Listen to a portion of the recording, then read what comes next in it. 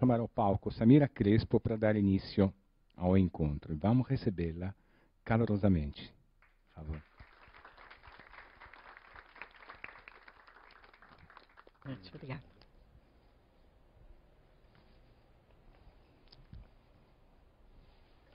Bom, antes de eu me sentar, quero dizer boa noite a todos e a todas que acolheram esse convite de estar aqui esta noite no Café Filosófico, neste evento da CPFL Cultura.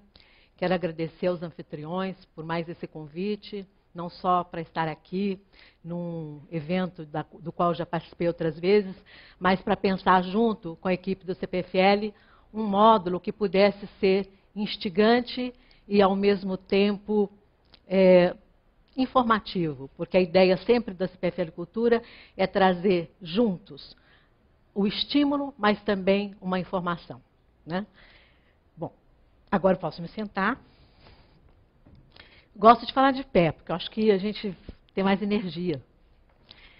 Mas eu vou ficar sentadinha aqui porque faz parte do formato do programa.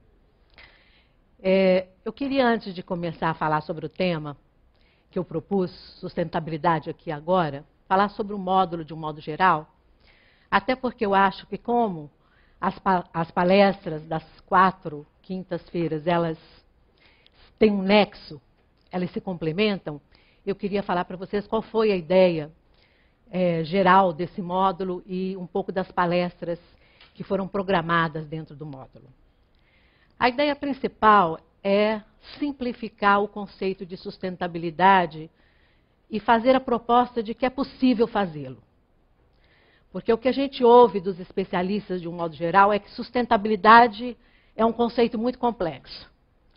E do jeito que a mídia, e não só a mídia, mas os setores especializados tratam o tema, nós, cidadãos comuns, que não somos heróis que estamos salvando o planeta, que não somos presidentes de grandes nações que estão liderando processos mundiais, que não somos CEOs de grandes empresas, que não somos tomadores de decisão, o que nós podemos fazer em relação ao conceito de sustentabilidade? É essa a proposta que eu trago nesse módulo. O conceito de sustentabilidade, do jeito que ele vem sendo difundido, imediatamente, a coisa que a gente imagina é uma mesa de grandes tomadores de decisão, né? Uma cúpula das Nações Unidas, uma mesa normalmente com uma participação mais masculina do que feminina, onde as pessoas estão tomando grandes decisões para salvar o planeta, entre aspas, e imediatamente agora, nesses 3 meses que antecedem Copenhague, o tema acaba sendo ligado ao aquecimento global e a ideia de que há uma última oportunidade para que nós revertamos uma situação caótica, uma situação difícil, dramática, em termos não só das nossas vidas, da presente geração, como das futuras. E eu queria, nesse módulo, propor que não é bem assim. Não é que não haja um lado da sustentabilidade que está ligado a processos mundiais, a tomadores de decisão, a processos coletivos que vão impactar a vida de nós todos. Não estou diminuindo a importância desse lado. Mas eu queria propor a ideia com esse módulo de que nós temos que pensar a sustentabilidade a partir de nós. Nós indivíduos, nós família, nós comunidades em escola, nós comunidades em empresas, né? Eu queria trazer esse tema para o cotidiano e sugerir que é possível sermos mais sustentáveis, que é possível praticar sustentabilidade no dia a dia, não só pensá-la para as futuras gerações, mas pensá-la hoje, aqui e agora. Essa é a ideia. E as 4 palestras pensadas para o módulo, elas dizem respeito a dimensões que eu considero imprescindíveis de serem consideradas quando nós falamos de sustentabilidade aqui agora. Eu vou falar hoje um pouco, introdutoriamente, dos conceitos de consumo consciente e tentar fazer com que nós, aqui hoje, juntos, possamos enxergar também o lado brilhante, não só o lado sombra da sustentabilidade. E a segunda palestra vai tratar de sustentar o termo da sustentabilidade, sustentar desde a infância. Né? Trazer a ideia da sustentabilidade para o verbo sustentar. Então, como que a gente sustenta desde a infância, por exemplo, o comportamento ético, o consumo ético, numa ideia de que não é só que planeta nós estamos deixando para os nossos filhos, mas que crianças nós estamos deixando para o planeta, que serão os futuros gestores desse planeta. E para essa palestra, eu convidei uma especialista em direitos da criança e também naquilo que a gente chama de consumo, na fidelização da criança no consumo desde a infância, que é a Angélica Moura Goulart, e ela preside hoje a Fundação Xuxa Meneghel, no Rio de Janeiro, e ela está à frente de uma série de programas voltados para a infância.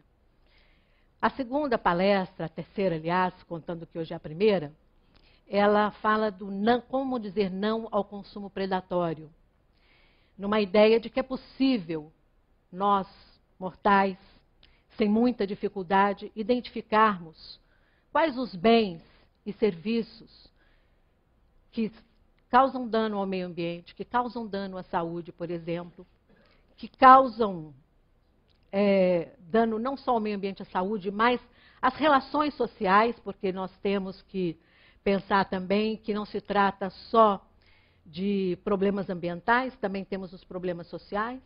Né? E dizer não a esses bens e serviços. E se há alternativas, se a gente diz não a esses bens e serviços que são predatórios, se há alternativa para nós. E quem vem falar nessa terceira palestra é o Ricardo Guimarães, um especialista em branding. Branding são aquelas instituições ou consultorias que cuidam das marcas das grandes empresas. E é muito importante cuidar das marcas, principalmente dentro daquele movimento que a gente chama de responsabilidade social das empresas ou de empresa ética. Então, ele é especializado em agregar a marca das grandes empresas, o que ele chama de valores positivos, os valores que a sociedade quer defender ou quer professar. Então, ele vem falar para nós se é possível dizer não ao consumo predatório. E a quarta e última palestra vai tratar de uma série de pessoas comuns, como nós, que têm pequenas chácaras, pequenas fazendas, pequenos sítios, ou que usam o seu tempo de lazer de um modo diferenciado, buscando fazer, cuidar bem das suas propriedades e, ao mesmo tempo, fazer conservação ambiental.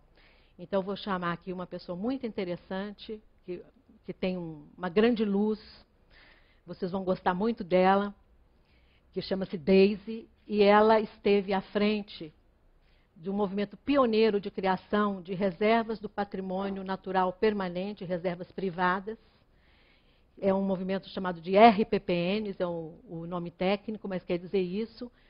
E ela vem contar, então, como é que milhares de proprietários no Brasil estão refundando a ética do cuidar do meio ambiente e criando o que a gente chama do fenômeno neo-rural, que são pessoas que têm uma cultura urbana, uma vida sofisticada, voltam a olhar para a natureza de um outro jeito e fazem disso uma prática. Então, a ideia desse módulo, vocês já perceberam, pelo que eu pude descrever, é mostrar que muitos aspectos da sustentabilidade estão ao nosso alcance e que é possível praticá-lo no nosso dia a dia e no nosso cotidiano. Então, essa é a ideia geral desse módulo que eu propus e que a CPFL aceitou programar. E hoje, então, eu vou aqui conversar com vocês um pouco sobre os conceitos que nós vamos tratar em profundidade nas próximas palestras. E eu queria dizer para vocês o seguinte, eu vou falar de uma maneira muito simples, porque eu acredito que todos vocês têm uma percepção muito parecida com a minha. E por que eu digo que vocês têm uma percepção parecida com a minha? Porque nós somos humanos. E o que nos reduz a um denominador comum é sempre a mesma habilidade. Nós somos seres que não vivemos exclusivamente para reproduzir as nossas condições materiais. Nós somos seres que vivemos também para buscar sentido na nossa vida. E, portanto, é lícito afirmar que nós não só somos seres racionais, que temos condições e habilidade de reproduzir as nossas condições materiais de existência, mas nós somos seres que criamos bens simbólicos, que criamos cultura e que muitas vezes chamamos a essa melhor parte de nós mesmos de espiritualidade. E eu queria dizer para vocês o seguinte, que assim como nós podemos dizer que a realidade é feita de dia e noite, de luz e sombra, de pessimismo e otimismo, do bem e do mal, do que vocês queiram chamar, ou seja, eu estou falando aqui de uma dualidade, né? Assim também é o lado, como a gente lida com tudo, inclusive com o conceito de sustentabilidade. Se nós quisermos tratar da questão da sustentabilidade apenas a partir da agenda negativa, né? Então, o que é a sustentabilidade? É uma sociedade futura, é um projeto histórico que nós temos lá na frente, nós estamos aqui tentando caminhar até lá. E aí nós vamos perguntar o que falta para sermos sustentáveis. E todo dia nós vamos fazer uma lista do que nós ainda não somos, né? E todo dia nós vamos fixar nossa identidade de insustentáveis. Olha, o quanto falta para chegar a uma sociedade sustentável. Nós ainda não cuidamos dos nossos recursos naturais como devíamos, nós não temos um consumo responsável como devíamos, nós não temos uma produção suficientemente limpa, nossos governantes não são suficientemente conscientes nem comprometidos, e assim nós vamos fazer aqui o nosso muro das lamentações e vamos trabalhar o lado sombrio e pessimista da sustentabilidade. E vamos dizer que estamos à beira do abismo e à beira de uma catástrofe sem precedentes, onde de alguma forma todos nós ou pereceremos ou seremos dramaticamente afetados. Essa é uma maneira de tratar da sustentabilidade. E essa é a maneira de ver, se tivesse um copo aqui, né, o quanto ele falta para chegar até a borda. Mas a minha proposta é falar de o copo, a metade que está cheia, o quanto nós já caminhamos, o tempo pequeno, curto dessa caminhada já cumprida, e tudo que está à nossa volta e que já é novo, e que já é alvissareiro, e que já aponta para a superação das dificuldades que nós hoje identificamos em relação à sustentabilidade e à insustentabilidade. Então, a minha proposta já está esclarecida para vocês. Eu não vou aqui falar do lado sombrio, mas vou falar do lado luminoso. E por que eu escolhi falar do lado luminoso? Porque eu tenho a síndrome de Poliana, porque eu sou alienada e só quero ver o lado bom? Não.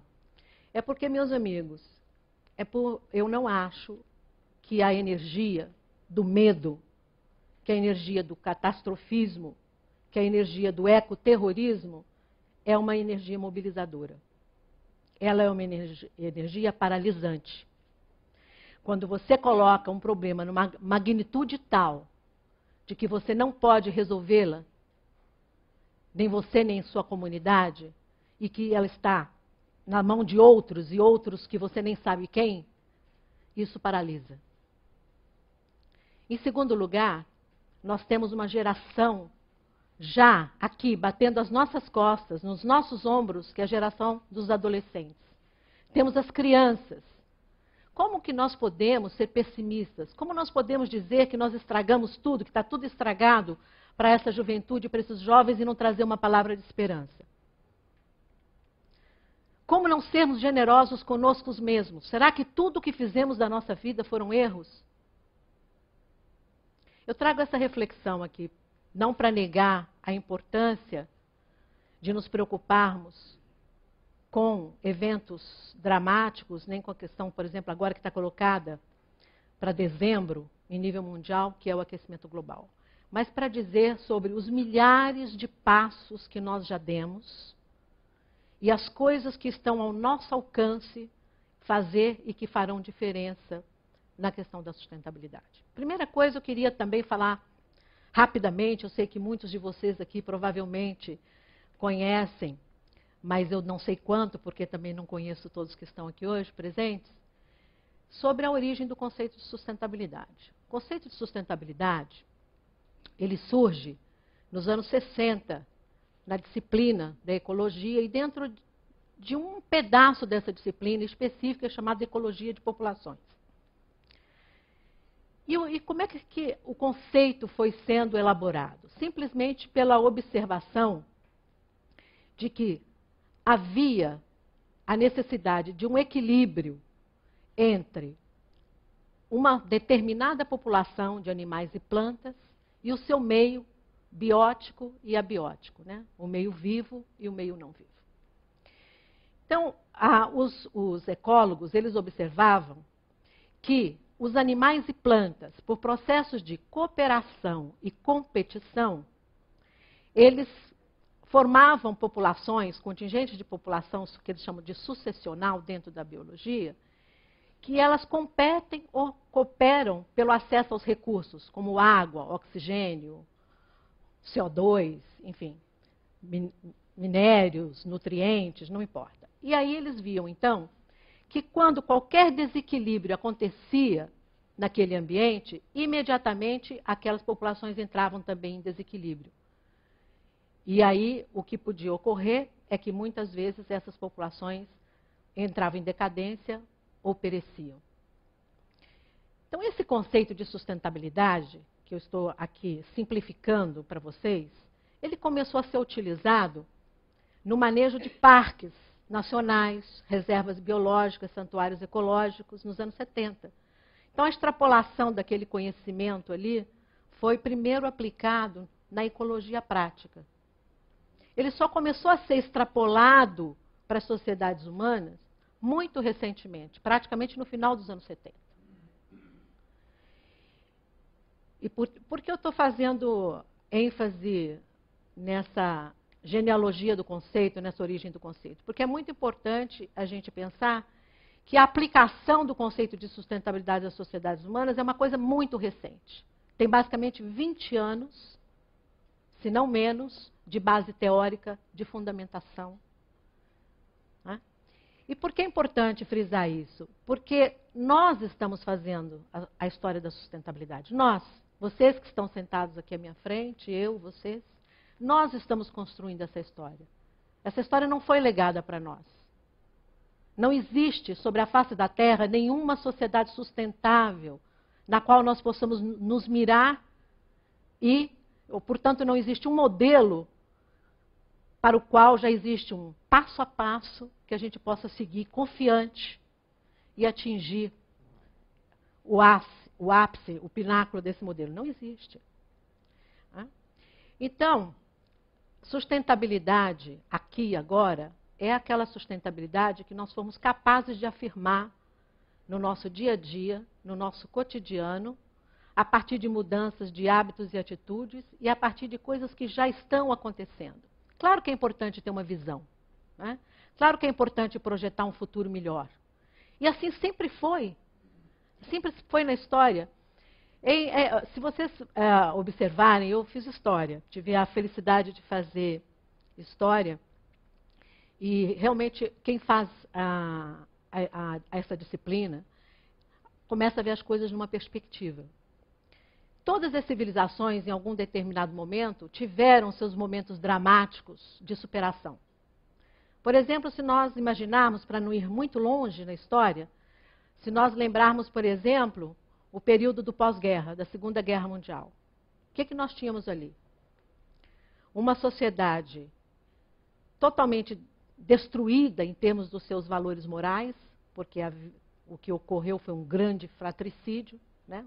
Seres humanos matando uns aos outros, economias inteiramente destruídas, um final de guerra onde houve a explosão de 2 bombas atômicas em Hiroshima e Nagasaki, e tudo que se falava nos anos 50, no pós-guerra, era o medo da chamada guerra atômica. E esse medo foi assodado pela divisão do mundo em 2 mundos, o socialista e o capitalista, e na Guerra Fria. E qual era a esperança que motivava aquelas pessoas de saírem daqueles escombros, de superar aquelas dificuldades e erigir uma cultura nova? Se vocês pegarem a literatura da época, os jornais falavam o tempo todo do perigo nuclear. o tempo todo o medo da guerra atômica e da destruição que isso significaria em termos mundiais. E, no entanto, nós fomos capazes, ainda que com guerras localizadas e ainda que nós não tenhamos nos tornado uma humanidade homogeneamente pacífica, o fato é que nós construímos uma cultura no Ocidente, uma cultura de paz que levou ao desenvolvimento que nós temos hoje. Que tem efeitos colaterais, sim, mas não podemos jogar a criança com a água do banho, ou seja, não é tudo que fizemos que foi ou é ruim. Normalmente, em qualquer tempo histórico que vocês considerarem, tá? O que os seres humanos pretendem quando eles se organizam em sociedade? Eles pretendem duas coisas muito básicas. Primeiro, como é que eles resolvem seus problemas materiais de existência, de sobrevivência, né? Como é que as pessoas têm casa, comida, vestuário, né? E um ambiente saudável, que a gente chama dos bens tangíveis. Então, como é que a sociedade se organiza para poder produzir e reproduzir essas condições? E a outra é chamada dos bens intangíveis. Todo mundo quer ser amado, todo mundo quer se sentir seguro, todo mundo quer ser confiante e todo mundo quer ter alegria. Não é verdade? A gente quer ter e a gente quer ser. A gente quer ter coisas que garantam a nossa sobrevivência e a gente quer ser amado, quer se sentir seguro e quer ser alegre. Então, meus amigos, quando a gente pergunta assim, quando é que a gente sabe que uma sociedade está em crise? Como é que a gente sabe que uma sociedade, um modelo de sociedade tem que ser mudado? Simplesmente quando essas condições materiais de existência não estão garantidas e quando essa promessa de felicidade ela não é cumprida. Tá? E por isso a gente pode dizer que nós estamos numa sociedade em crise. Porque não é só uma sociedade, não é só o meio ambiente que está em crise. Nós não estamos só vivendo uma crise ecológica, né? Nós também estamos vivendo uma crise civilizacional. Por quê? Porque se você olhar para o mundo, e não só para o nosso pequeno mundo, não há garantia de que haja uma reprodução das condições materiais de existência para todo mundo, e não é verdade que as pessoas são felizes. Eu não sei se vocês aqui, mas eu lá no Ministério, eu estou à frente de uma secretaria que tem 80 pessoas. Quase toda semana eu recebo atestados médicos de pessoas que estão com problema de coluna, com depressão e com as chamadas doenças oportunistas. Porque quando você baixa a sua imunidade, aparece alergia, né? Aparece rinite, aparece um monte de coisa, vocês todos sabem aqui. Não estou falando grego. Então, eu acredito que nas empresas, em todos os lugares, as pessoas estão doentes. Todas as semanas as pessoas têm alguma coisa. Então, uma sociedade que produz doença, que produz estresse, não é uma sociedade que está cumprindo a sua promessa de felicidade. Né? Uma sociedade em que nós vimos uma crise ecológica sem precedentes como essa, não é uma sociedade sustentável. Então, quando a civilização está em crise, normalmente há 3 tipos de respostas, 3 tipos de perfil psicológico, digamos assim, de resposta à crise. E quem diz isso não sou eu. Um grande historiador, muito respeitado entre os ambientalistas hoje, chamado Arnold Toynbee, alguém conhece aqui? Escreveu um grande livro que eu aconselho vocês a lerem, chama A Humanidade é Mãe Terra. O Arnold Toynbee escreveu logo depois da Segunda Guerra Mundial, um historiador inglês, e ele observou que todas as grandes civilizações têm um ciclo de vida, que ele chama de nascem, crescem e morrem. E ele ficava imaginando por que as grandes civilizações do passado, como a grega, a romana, a egípcia, a da Índia, a da China, por que essas civilizações que alcançaram grandes ápices, elas morreram? E ele observou que 2 motivos correlacionados levavam à morte dessas civilizações. Um deles era o colapso dos recursos naturais. E o outro era o que ele chamava de crise dos valores morais. Então, a crise ética das sociedades, que primeiro se manifestavam na decadência das suas artes, da sua cultura, da sua civilidade, e depois aquilo era transmitido praticamente para a vida material e aquela sociedade entrava em crise. E ele disse o seguinte: observando essas sociedades, é possível dizer que há 3 tipos de resposta a uma crise de civilização. Ele falou, a primeira resposta, que ele chamou, é a volta para o passado. Né? Então você olha assim, o rosto volta-se para o passado e você diz assim, também nós cometemos um excesso, nós pensávamos que podíamos tudo, se nós não aprendemos com a lição dos nossos antepassados, dos nossos ancestrais, será que eles não faziam melhor? Será que usar menos tecnologia não era melhor? E aí o seu olho fica assim para o passado. E ele diz, essas pessoas buscam no passado uma resposta para o seu presente, mas a resposta do passado ela é parcial, porque o tempo é inexorável. Né?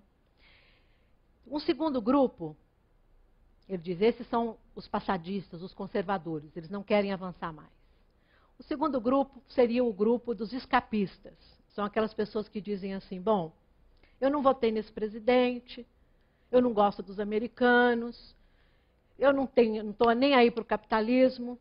Então ele vai viver numa comunidade, né, alternativa, ele compra uma glebinha lá no interior de Minas, vai assar um pãozinho, ele vai fazer um retiro, vai para uma seita religiosa, e ele diz, bom, esses se retiram do mundo. Embora a gente possa aprender muita coisa com eles, e a história mostra que a gente aprende e aproveita muito da contracultura, o fato que não são eles que vão liderar o processo da mudança, porque eles estão retirados. E ele diz, e ao terceiro perfil psicológico, ao terceiro grupo, que são os visionários. Os visionários são aqueles que têm o desconforto, que sentem o mal-estar da civilização, mas eles sabem que não podem recuar, que não é no passado que ele vai encontrar a resposta. E o seu senso moral e o seu senso de responsabilidade também não os deixa se retirarem simplesmente. E eles sabem que o desafio é com eles, está com ele. E ele tem a visão do que é possível mudar, porque ele mobiliza toda a sua energia criativa para a mudança. E aí ele diz, mas o que acontece com esse grupo? Ele falou assim, alguns lideram o processo, outros não. Quem lidera? Quem é capaz de sustentar a visão. E como é que sustenta a visão? Sustentar a visão, meus amigos, não é simplesmente tomar uma decisão depois de refletir à noite, pausada e calmamente sobre um assunto. Muitas vezes a gente faz isso, né? A gente diz assim de noite, poxa, estou um pouco acima do peso, segunda-feira vou começar uma dieta. E você faz até o planinho de começar a dieta. Ou então você diz assim, eu estou bebendo demais, acho que a semana que vem vou cortar o chopp com os amigos. Ou você diz, estou gastando demais e eu vou... Então a gente faz vários planejamentos para mudar. Todos os psicólogos dizem que quando vai chegando essa época, final de ano, dezembro, a gente também vai fechando para balanço. E aí, quando vai chegando, assim, para mudar o ano, a gente faz uma lista de coisas que a gente quer fazer no próximo ano. A gente sempre quer ser um ser humano melhor. A gente quer ir ao dentista, a gente quer cuidar da natureza, a gente quer cuidar da saúde, a gente faz 1000 planos para melhorar. E depois, por que a gente não sustenta a visão? Então, sustentar a visão não depende, evidentemente, só de uma decisão. Claro que depende também da nossa decisão. Mas ela depende de uma força íntima que a gente mobiliza e depende de encontrar no ambiente que nos cerca as condições para ancorar essa força que a gente mobiliza. E aí eu entro diretamente no tema de como a gente enxerga e aproveita o mundo novo que não está lá, já está aqui. Já está aqui, ainda que novo, incipiente, precisando ser fortalecido, como uma plantinha que precisa ser regada, já está aí. e basta que a gente se associe a esse mundo novo para ajudar a carregar e sustentar essa visão. Né? Então, eu queria dizer para vocês, só para lembrar, a sociedade está em crise, e o que é crise? Crise é tensão. É tensão entre o princípio de morte e o princípio de vida. E eu não acredito que ninguém, em sã consciência ou saudável, opte pelo princípio de morte. Nós sempre vamos optar pelo princípio de vida. Né? Então, também sustentar a visão e sustentar o desejo de mudar é optar pelo princípio de vida. É melhorar a margem de incerteza que a gente tem do futuro. Né? É melhorar a resolver as contradições sociais. É melhorar as soluções para manejar melhor os recursos naturais que nós precisamos.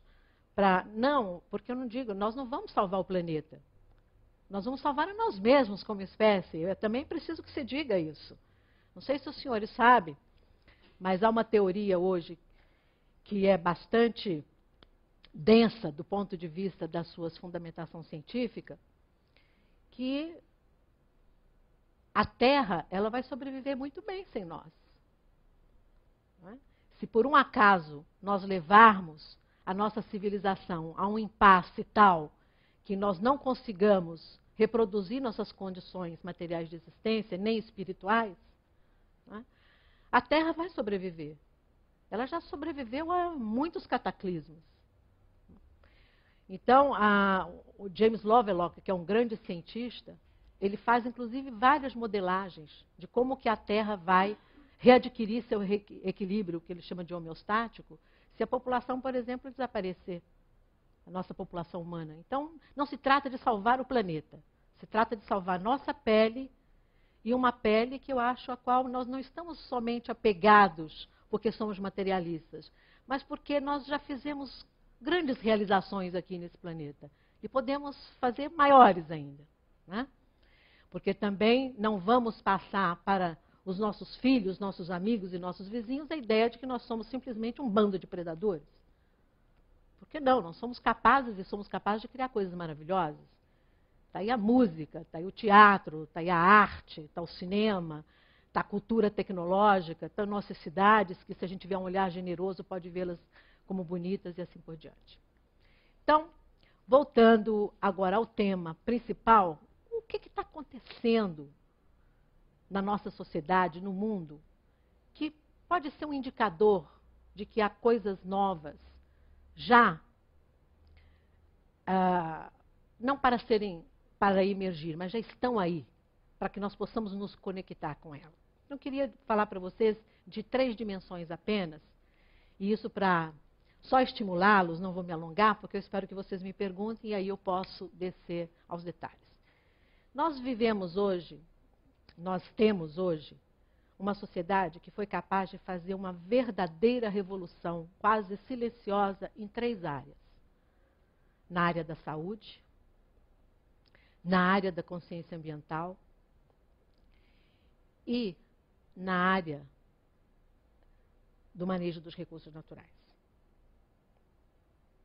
Vou falar de 3, poderia falar de várias, porque nós somos seres permanentemente, nós nunca estamos parados, permanentemente nós estamos fazendo alguma coisa para nos melhorarmos e melhorarmos a civilização. O que eu quero dizer com isso? Quero dizer o seguinte, meus amigos, não há, como nós falarmos de sustentabilidade, aqui, agora e no nosso cotidiano, sem prestarmos atenção naquilo que nós comemos, naquilo que a gente ingere, aquilo que a gente coloca no nosso corpo. Não tem como falar de sustentabilidade se a gente não pensar no nosso ambiente, né, o quanto ele é estressante ou o quanto nós podemos torná-lo saudável.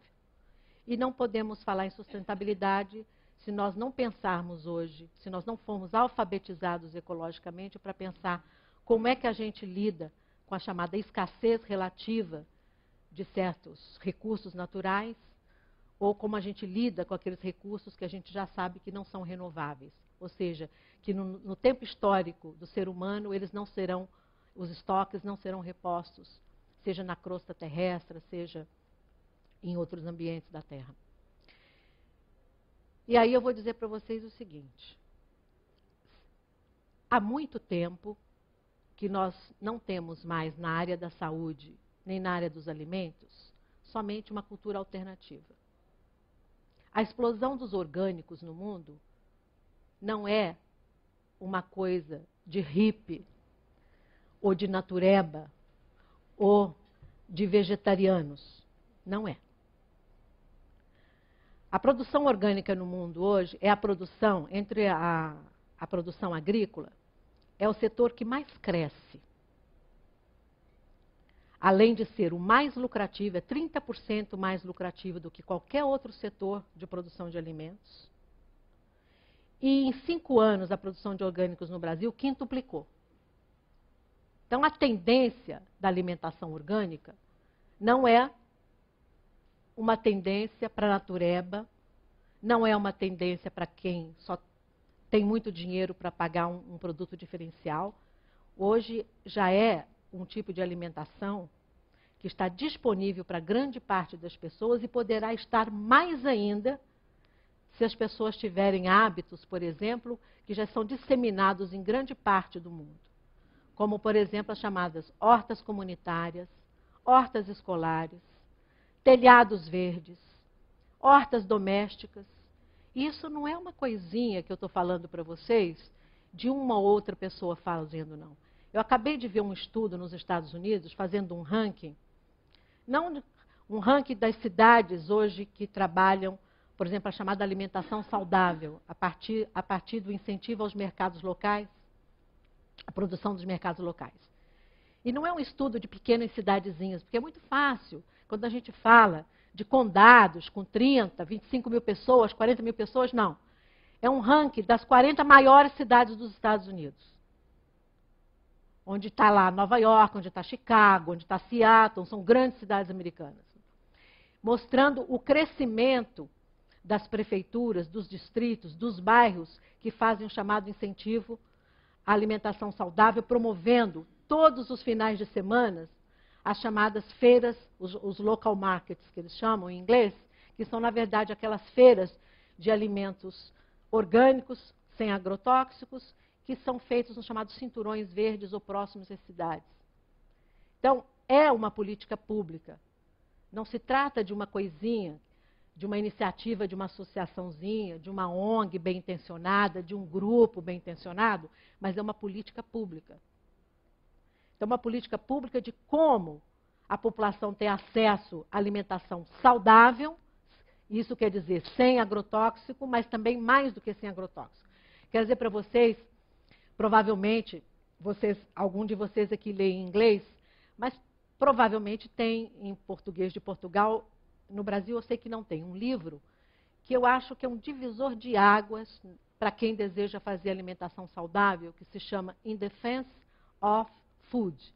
E o autor chama Michael Pollan, com 2 L's, A e N no final. Onde ele mostra como em 30 anos nós mudamos radicalmente a nossa dieta. Então essa história de que a gente não pode mudar o que a gente come é balela, porque nós já mudamos. Em 30 anos nós mudamos radicalmente a nossa dieta. E para pior. Apesar de toda a ciência dos alimentos, toda a ideia de que nós sabemos o quanto tem de cálcio, o quanto que tem de magnésio, o quanto tem de selênio em cada coisa que a gente come, quantas calorias, o quanto tem de gordura, o fato é que, apesar desse conhecimento, entre aspas, nós mudamos nossa dieta para pior. Né? E ele diz, por que nós mudamos a dieta para pior? Por 2 motivos muito simples. Porque nós cada vez comemos coisas mais processadas, e coisas processadas não são vivas. E se elas não são vivas, não trazem vitalidade. Não ajuda a gente a repor a energia que a gente precisa ter. Então, é uma ideia de que, o que eu estou dizendo para vocês aqui, não é que nós nunca mais vamos tomar suco de caixinha, nem leite de caixinha, não é isso que eu estou dizendo. Mas eu estou dizendo que nós precisamos ficar atentos para colocar coisa viva na nossa mesa. E para termos, de novo, o prazer de comer. A gente não come 40 calorias, a gente come feijão. A fava do feijão.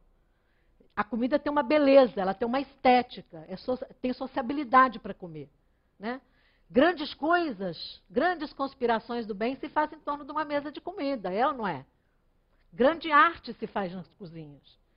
Então, uma ideia de que é possível, sim, aqui e agora, nós mudarmos nossos hábitos de alimentação, não só porque nós já mudamos efetivamente, e se vocês olharem a literatura que conta isso, vocês vão ficar espantados como nós mudamos radicalmente o nosso modo de comer e de alimentar os nossos filhos, como você tem cada vez mais o crescimento da tendência da alimentação saudável. Eu falei dos orgânicos, mas não se trata só dos orgânicos, né? Então, não sei se vocês assistem aquele programa do André Trigueiro, Cidade de Soluções, onde vocês já veem as pessoas cultivando os seus temperos, e é fácil você fazer isso com terra adubada em casa, e tem gente que não tem jardim, faz isso em engradado de madeira e coisas do gênero. Né? Não estou falando coisas absurdas, não. Vocês já chegam hoje nas gôndolas dos supermercados, e você já vê, na área de horticultura, de hortaliças, você já vê os alimentos já sendo oferecidos, frescos, sem agrotóxicos e assim por diante. Então, uma questão da saúde.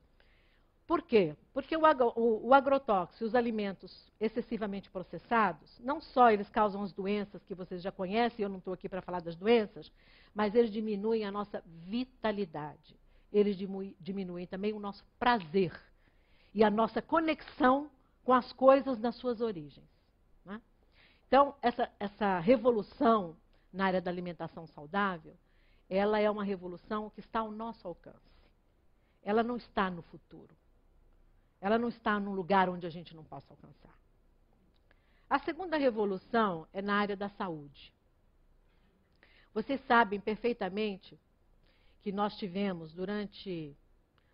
Vamos falar do século XX para não ir muito longe, até porque o século XX acabou de terminar, que nós tivemos basicamente duas terapêuticas em conflito. Né? E o que é terapêutica? Né? Terapêutica é simplesmente metodologia de curar. Né? Então, evidentemente que você tem toda uma terapêutica voltada para combater o sintoma. Você chega lá no médico e diz, eu sinto dor de barriga, e ele vai dizer, mas como é a sua dor de barriga? Arde aqui, e não sei o quê. Então ele vai lá, ele olha, e ele diz, bom, esse remédio dá conta de 3 dos sintomas que você tem, você toma, volta daqui a 1 mês. Né? E tem uma terapêutica que é a terapêutica da prevenção, de como é que você olha para os pré-sintomas e você começa a fazer um tratamento preventivo para você não chegar àquela dor de barriga que já pode ser um prenúncio de uma úlcera ou que pode ser uma gastrite ou coisa do gênero. Né? E que terapêutica é essa terapêutica da prevenção? Você precisa de médico para prevenir a sua saúde? Não. Você precisa prestar atenção em você. Só isso. Prestar atenção. Quando você chega cansado de um dia, depois de ficar dirigindo 1 hora no trânsito, ter tido um dia estressante no trabalho, você chega em casa, você liga a televisão, tira a roupa e liga a televisão. E de repente você vai tomar ou uma cerveja ou comer alguma coisa gordurosinha ali, como um petisco antes do jantar. E você não vai pensar em nada. Você senta na frente da televisão para não pensar. E de preferência não quer nenhum programa também que traga muita coisa assim para você pensar. Você não quer pensar, você quer se anestesiar. Só que pensar sobre o que você sente é uma parte importante de sustentar a sua visão e a sua decisão. E todos os sintomas estão ali, meus amigos.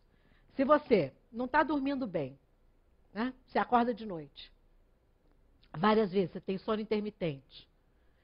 Se você come, você sente que não está digerindo bem o que você comeu. Se você não está tirando o prazer do seu trabalho, do convívio com a sua família. Se você não está bem, é óbvio. Qual é o resultado desses sintomas juntos? Algum tipo de somatização.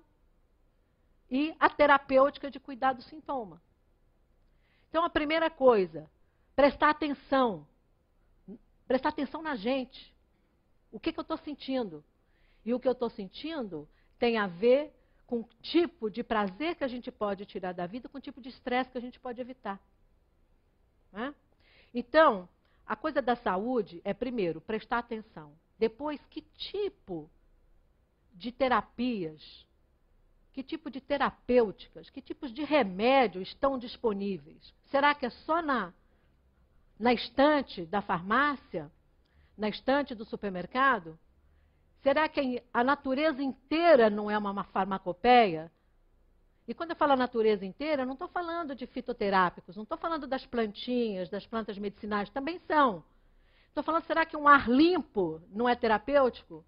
Será que o contato com a natureza não é terapêutico? Será que tirar o sapato e botar o pé no chão e pegar um pouco da gravidade da terra não é terapêutico? Será que ter contato com a água não é terapêutico? Então, uma ideia de que nós temos que nos integrarmos ao ambiente. Quanto mais nós ficarmos encaixotados na nossa casinha, pseudamente protegidos, na frente da televisão, criança não pode sujar o pé, cuidado que pode cortar na pedra, cuidado, não leva uma criança na cachoeira.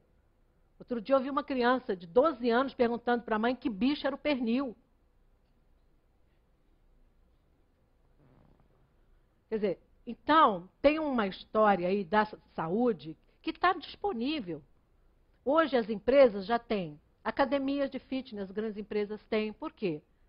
Porque elas sabem que as pessoas precisam exercitar, que não é saudável você ficar 8 horas sentada. Né? Então, não importa se é um pouco antes do trabalho, se é na hora do almoço, se é na hora que sai, vocês veem o imenso desenvolvimento da área de recursos humanos hoje, que tem os programas para a boa forma, tem empresas que fazem hoje concursos das pessoas, como é que as pessoas podem atingir o peso ideal cooperativamente. Então, um departamento inteiro se junta para perder, sei lá, 50 quilos, e cada um diz o quanto que quer perder, sem ser uma coisa autoritária, né, visando a boa forma. Tem os programas de final de ano. Quer dizer, quando a gente resolve, como é que a gente usa o nosso tempo de lazer? Né? Como é que a gente usa o nosso tempo de lazer?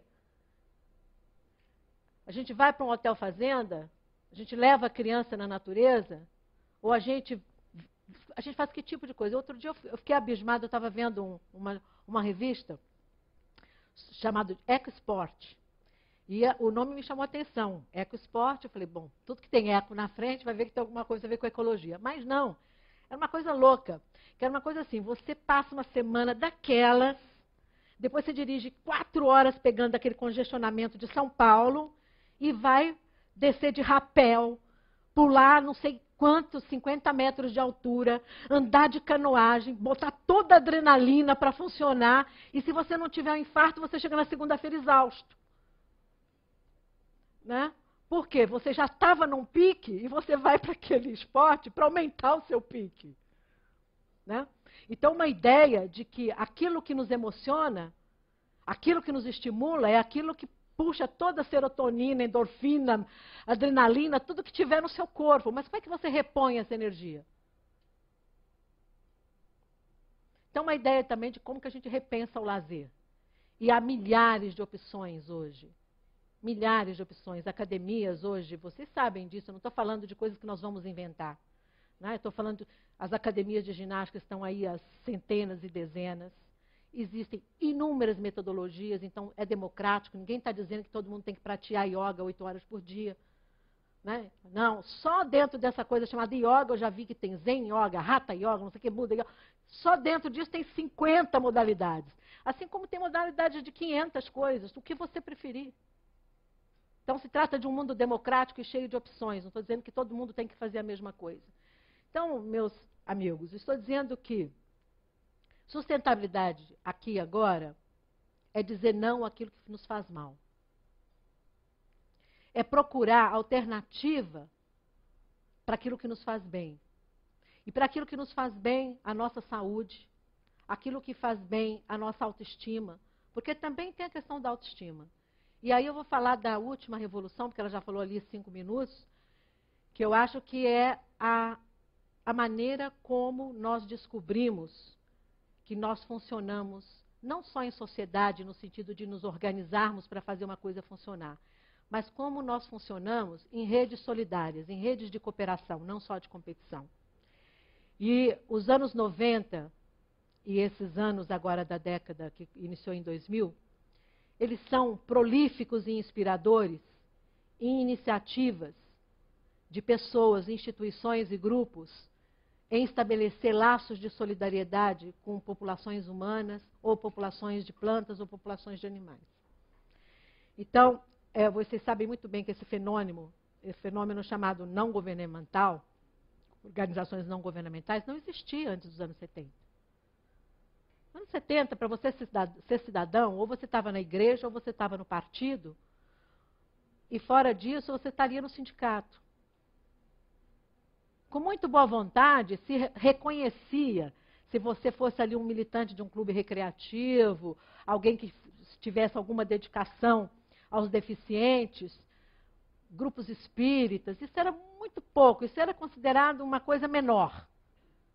No entanto, nos anos 90 e a partir dos anos 2000, todo tipo de envolvimento social que os indivíduos têm, de comportamento não egoísta, não ególatra, voltado para o outro, tudo isso foi valorizado. Nós temos hoje no Brasil 5.200 organizações não governamentais que fazem suplência escolar, que cuidam dos deficientes, que cuidam dos idosos, que cuidam da infância, que cuidam do meio ambiente, que cuidam dos aidéticos, que vão fazer saúde e alegria nos hospitais para as crianças que estão doentes lá. Enfim, tem milhares de iniciativas hoje onde as pessoas demonstram a sua generosidade. E isso faz bem para quem? Faz bem para o público beneficiário e faz bem para as pessoas que têm autoestima, que se sentem úteis. Uma das piores coisas que pode nos acontecer é a baixa autoestima. A baixa autoestima é a primeira entrada para a gente chegar na depressão e da depressão à doença. E de onde vem a baixa autoestima? É a gente não encontrar o nosso sentido, a gente não ver a nossa utilidade, não mobilizar as forças criativas que nós temos. Para quê? Para desenvolvermos seres humanos melhores e uma sociedade melhor. Então, o que eu quero dizer para vocês é que a sustentabilidade aqui e agora é uma proposta de nós olharmos à nossa volta com novas lentes e ver o que já foi forjado de novo, de vital, que aponta para essa sociedade sustentável nova e nos associarmos a isso. E nos associarmos a isso não só para construir esse mundo melhor, mas para sermos melhores, termos autoestima e nos sentirmos plenos para arcar com as responsabilidades que são grandes, meus amigos. E aí, para fechar, eu queria dizer para vocês o seguinte. Existem várias teorias sobre aprendizagem, como é que os seres humanos aprendem. Mas só existem duas pedagogias, a do amor e da dor. A pedagogia da dor é aquela quando a gente muda depois de uma porrada, depois de uma catástrofe, diante de um drama. Então a gente não quer repetir aquela dor e a gente então muda, a gente faz uma proposta nova. E tem a pedagogia do amor.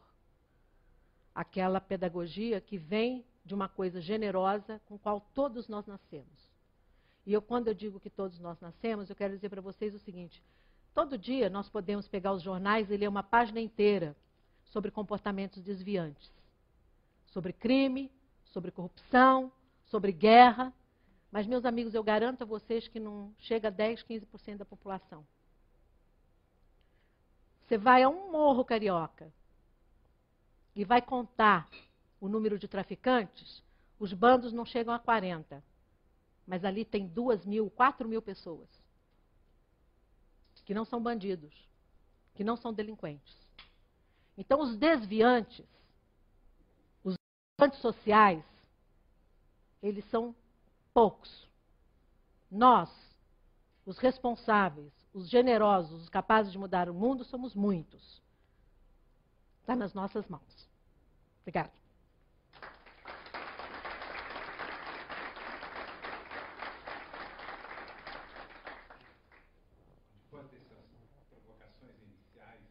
Apresentadas por Samira Crespo, sobre como salvar a nossa pele, né?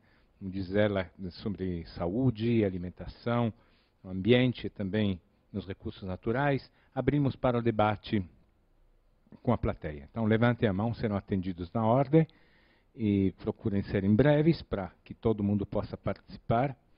E, por favor, aguardem alguns segundos, de maneira tal que a câmera e o microfone possam estar até vocês, já que é tudo registrado. Obrigado. A Jéssica está aqui à disposição já. Vai começar?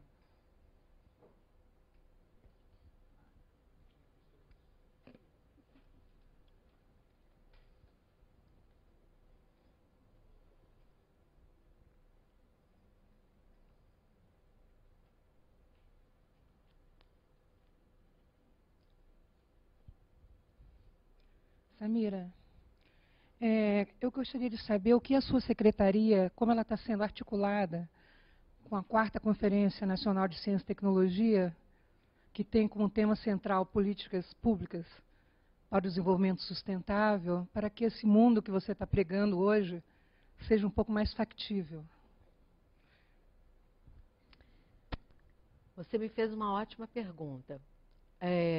Na verdade, nós não temos uma conexão explícita. Você falou da minha secretaria, no caso, né? A minha secretaria, só para que as pessoas também possam partilhar do que eu vou dizer, minha Secretaria de Articulação Institucional e Cidadania, ela trata de 3 áreas principais.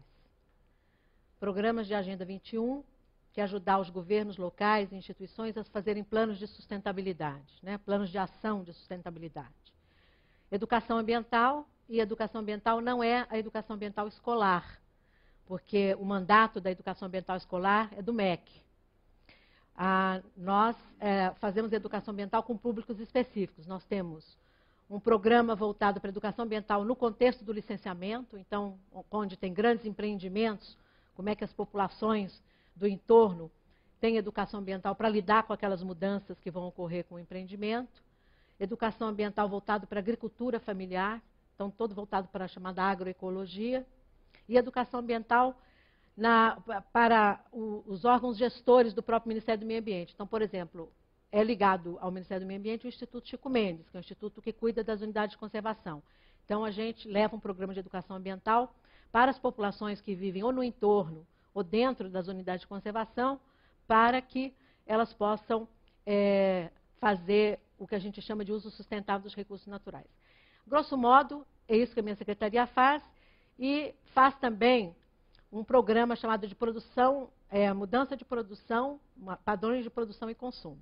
E aí eu vou fazer a resposta que você me perguntou. Hoje, a conferência a qual nós estamos ligados, você sabe que a minha secretaria também promove as conferências nacionais de meio ambiente. A conferência desse ano é a Conferência de Saúde Ambiental, que é uma proposta totalmente nova no âmbito do governo e do Ministério do Meio Ambiente, que é a ideia de que a gente não faz saúde ambiental só no Ministério da Saúde ou só no Ministério do Meio Ambiente.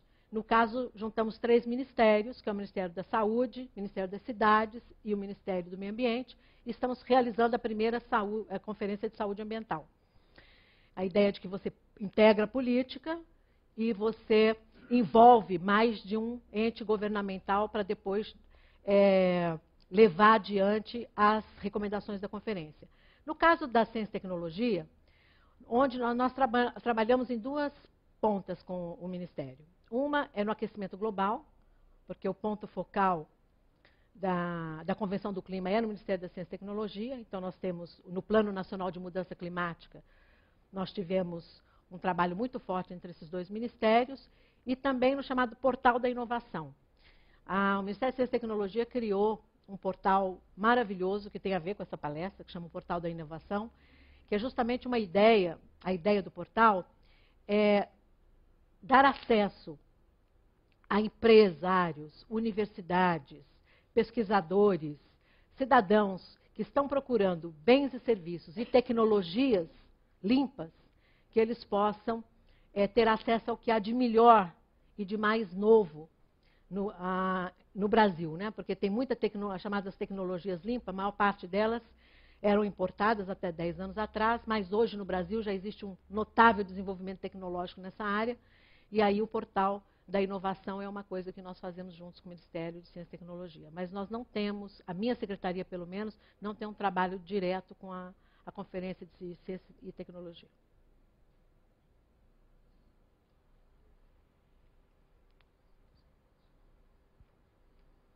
Boa noite. Eu Boa sou noite. professora Ionara, dou aula de educação ambiental na Escola Técnica da Unicamp. A gente tem um curso de formação de técnicos ambientais. Perfeito. E o ano retrasado e o ano passado eu participei de uma especialização de coletivos educadores, formação de coletivos educadores. Quando a senhora abordou as áreas da sua secretaria, eu fiquei procurando, né, onde é que estão os coletivos educadores. Tem algum programa? Está sendo reforçado? Está continuando? Como é que ficou a questão do programa de formação de coletivos de educação ambiental popular no país? A gente teve um grupo aqui em Campinas, está ainda um pouco em ação. Como é que está, Hugo?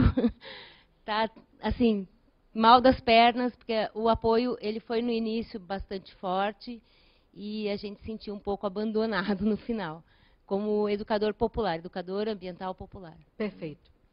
Então, você sabe que a política pública no Brasil, ela, infelizmente ou felizmente, ela inicia, depois não tem uma avaliação, e ou há uma continuidade, que ninguém sabe por que continua, porque não se avaliou, ou há uma descontinuidade, também ninguém sabe se descontinuou porque não deu certo, ou porque sei lá que razão, né? Ou seja, eu estou querendo dizer que, de um modo geral, as políticas públicas no Brasil têm mecanismos de monitoramento e avaliação muito frágeis, quando tem, né? E não tem, porque essas metodologias não estão implantadas, e não tem porque a sociedade também não cobra, né? Porque se a sociedade cobra, imediatamente você também teria uma resposta do poder público. Então, o que ocorre é que nós, na esfera do executivo, na esfera federal, nós temos procurado trabalhar com a ideia do princípio da subsidiariedade. O que significa isso? Aquilo que o município faz, o Estado não tem que fazer. Aquilo que o Estado faz, o Poder Executivo Federal não tem que se meter, não é? Fora aquelas esferas que são privativas ou estão no âmbito de ação do Executivo. Então, o que ocorre? Muitas vezes, o Poder Executivo ele tem que ser estimulador, indutor de uma ação. Vou dar um exemplo, que tem a ver com a nossa palestra aqui. Compras sustentáveis. Nós sabemos que o governo brasileiro é um dos maiores compradores de bens e serviços. Então, quando a gente faz um programa de compras sustentáveis, a partir do governo federal, todos os ministérios hoje estão adotando já critérios verdes para fazerem suas compras. Isso significa que você induz o mercado, né? O mercado vai continuar vai querer continuar vendendo bens e serviços para os ministérios, para o Poder Executivo Federal, e aí então ele vai se adequando e você vai criando, digamos assim, um novo mercado. O mesmo se dá em todas as outras áreas, como é o caso da educação ambiental. A educação ambiental era uma palavra desconhecida e disputada, né? Então, o Ministério do Meio Ambiente viu que os municípios e os estados não estavam cumprindo a sua obrigação, que era de criar as comissões municipais e estaduais de educação ambiental, e criou um programa para mobilizar a população, a sociedade, através dos chamados coletivos educadores, que era uma ideia de que em cada território você identifica grupos de pessoas ou de instituições que têm capacidade para fazer educação ambiental, dá um apoio para aquele grupo de instituições ou pessoas e dali você cria, digamos assim, uma nova onda, um novo programa, e aquilo com o tempo é ancorado pelas próprias instituições dos estados e dos municípios. E assim foi feito durante 5 anos. Quando o ministro Carlos Mink assumiu o ministério, em 2008, ele viu que o programa já tinha 5 anos e coincidiu também com o fato de que a cooperação internacional, a Unesco, que dava apoio para nós a esse programa, estava terminando o nosso termo de cooperação. Então, ele pediu que fizesse uma avaliação do programa antes de continuá-lo. E também há um entendimento novo por parte do Ministério, que pelo menos até o final da gestão desse ministro será assim, de que não cabe ao Ministério do Meio Ambiente tentar suprir o papel dos municípios e dos estados, e deixar a nossa obrigação, nosso dever de casa de lado. Qual é o nosso dever de casa? Fazer com que o IBAMA funcione bem com a educação ambiental, fazer com que o ICMBio funcione bem com a educação ambiental, fazer com que a ANA, Agência Nacional de Águas, funcione bem com a educação ambiental. Então, nós não podemos simplesmente fazer o trabalho que seria dos municípios e dos estados e não fazer o nosso próprio. E o Ministério do Meio Ambiente, meus senhores, embora tenha muitas atribuições, é um ministério pequeno, um ministério que opera apenas 100 milhões de reais anos, e um ministério que tem apenas 16 anos de existência e que tem atribuições cada vez maiores. Então, o que eu diria para você é o seguinte, que enquanto a Unesco não fizer a avaliação de qual foi o impacto desse programa dos coletivos educadores, não há de nossa parte nenhuma intenção nem de apoiar novos coletivos, nem de darmos continuidade ao programa. Se a avaliação for positiva, faremos recomendações para a criação de um novo patamar desse programa. Senão, não repetiremos o programa.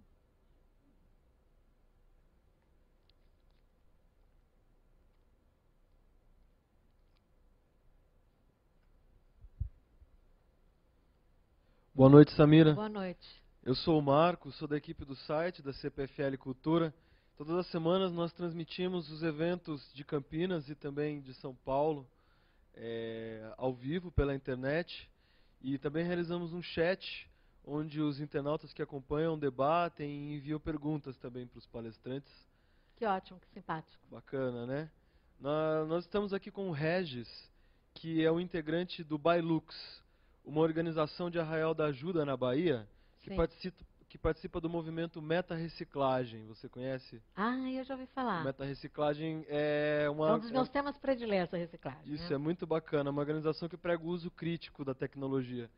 Ele pergunta aqui, você considera as ecovilas, e a permacultura uma alternativa válida para se atingir a sustentabilidade?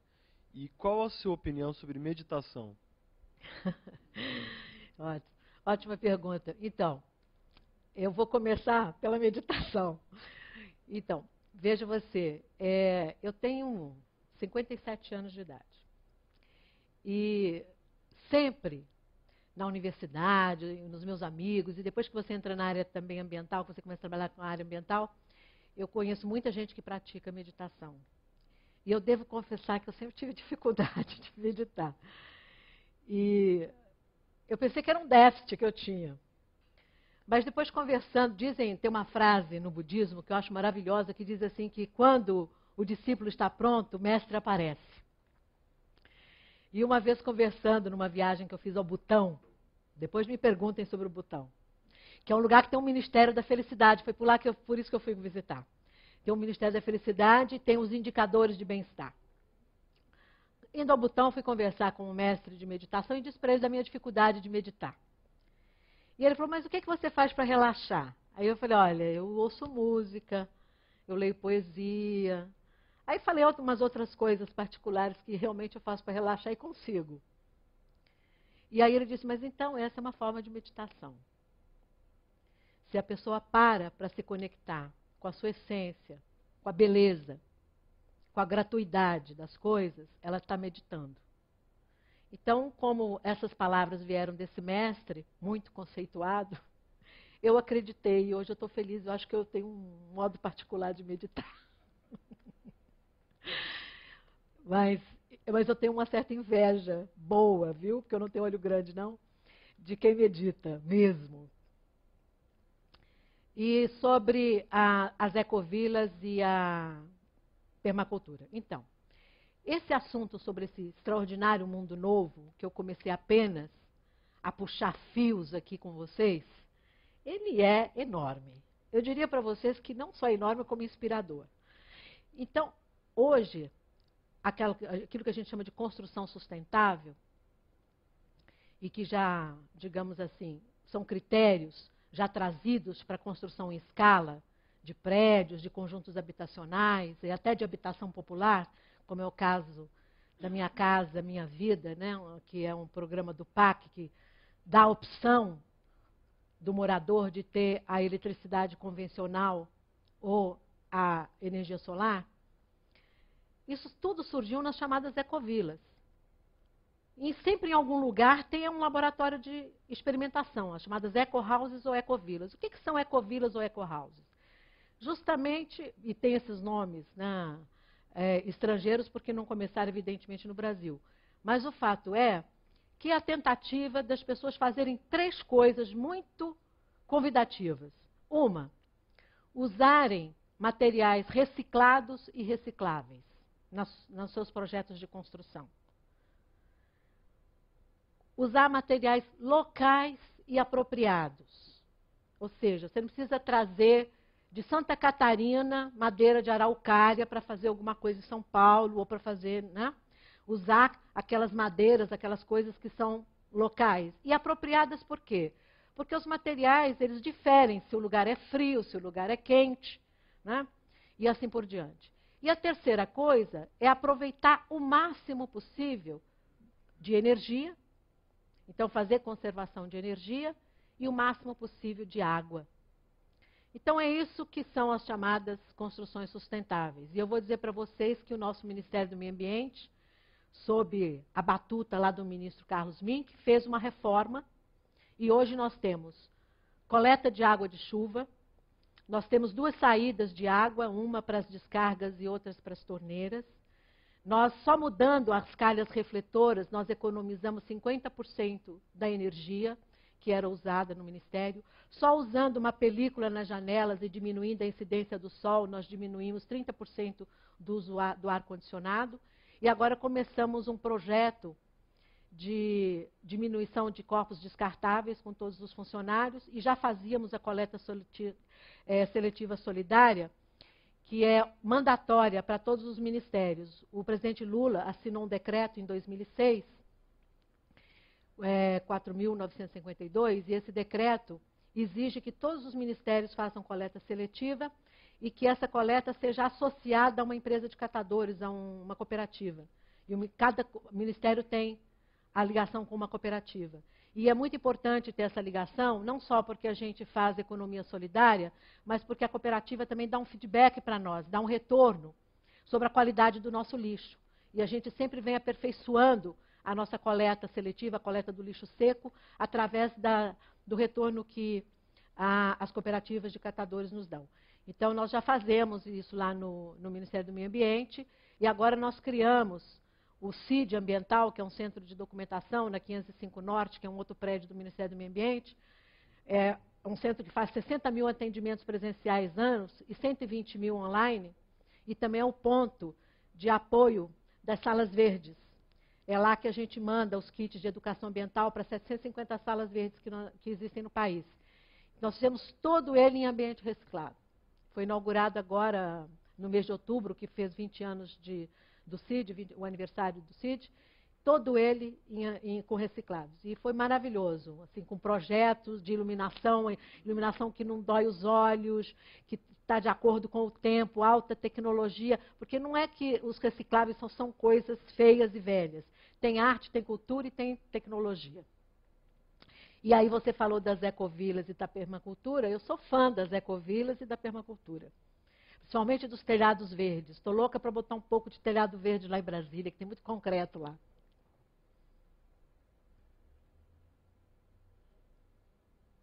Ninguém vai me perguntar do saco é um saco?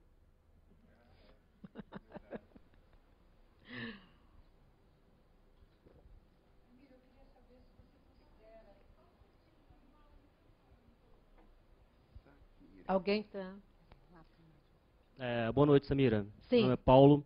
Boa noite. É o seguinte, né, eu sou geógrafo e educador. Você abordou temas aí, desde período entre guerras, né, sustentabilidade, a proposta, né, de sustentabilidade.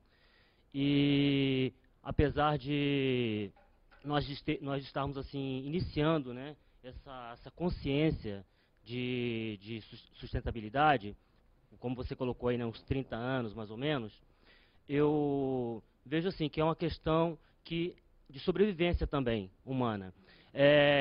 Nós, menos de 200 anos aí, né, praticamente uma população atinge em torno de 1 bilhão, e hoje temos mais ou menos aí uns 6 bilhões mais ou menos. Você duplicou uma população em menos de 200 anos mais ou menos, né? considerando aí mais ou menos uns 10 mil anos de história. Então, o que acontece? Há uma mudança muito grande, né, um crescimento até exponencial, mesmo, né, com a entre guerras aí, né, essa hecatombe que houve aí, mas não impediu esse crescimento. E, no entanto, a abordagem, pelo que eu estou vendo, trata mais de uma tentativa de conscientizar uma população ainda que não, você disse que não teve assim esse preparo, né, para pensar em sustentabilidade, e uma base que poderia, no caso, estar recebendo uma melhor informação, melhor orientação para que o seu futuro, como você disse assim, a ideia era chegar, né, com um projeto, uma meta, né, para que futuramente as pessoas pudessem se integrar com esse novo, né, com esse novo ambiente que ele vai viver, né, com essa sustentabilidade.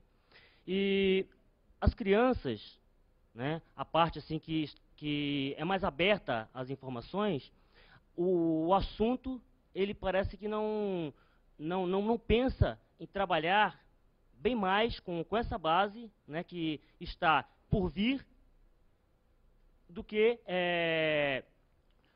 no caso pensar que o adulto que ainda não teve preparo, ele possa estar trabalhando com essa situação de maneira mais adequada. Eu acho que é o seguinte, preparar o menor, eu acho que torna a situação bem mais produtiva, né, mais à frente. Porque muitas pessoas vêm para o modismo, vêm por, é bonito, né, fazer isso, mudar, ser ecológico. No entanto, quando sai desse ambiente, eles fazem coisas diversas. Então, qual que é, né, realmente a proposta voltada para essa geração que está por vir? Então, o tema da palestra da semana que vem é justamente esse. Como que a gente sustenta a visão, a decisão de mudar desde a infância? E que tipo de criança nós temos forjado, criado, né? Que pequenos adultos nós temos hoje educado. Eu acho que tem duas coisas aí que você falou, em certos ambientes, ou em certas ocasiões, ou em certas condições, nós podemos nos dar ao luxo de sermos ecológicos, e depois não, porque não queremos sair da zona do conforto. Eu acho que você tocou no ponto. Mas o que é o conforto? O conforto é a praticidade sem reflexão, ou o conforto é a gente se sentir bem com o que a gente está fazendo? Nós precisamos definir o que é conforto para nós. Se é o prático, e prático para quem e para quê, e qual é o efeito bumerangue do prático, né? Porque a verdade é que talvez muitos de vocês, e eu mesmo em alguns momentos, me perguntei, bom, é possível mudar fazendo custo-benefício? Onde é que a gente pode mudar sem ter que abrir mão disso ou daquilo outro? Acontece que o que está sendo colocado para nós hoje é que não tem só a conta positiva. Não tem como nós mudarmos sem fazermos algum sacrifício. O tamanho desse sacrifício é diferenciado. Porque é evidente que nós, por exemplo, classe média ou pessoas ricas, que consumem num determinado nível, o sacrifício é de uma natureza. É diferente do sacrifício do pobre, que consome muito menos, mas que se deixarmos vai consumir igual a nós. Não é? E é justo que assim seja, que ele tenha, é legítimo que ele assim deseje. Não é?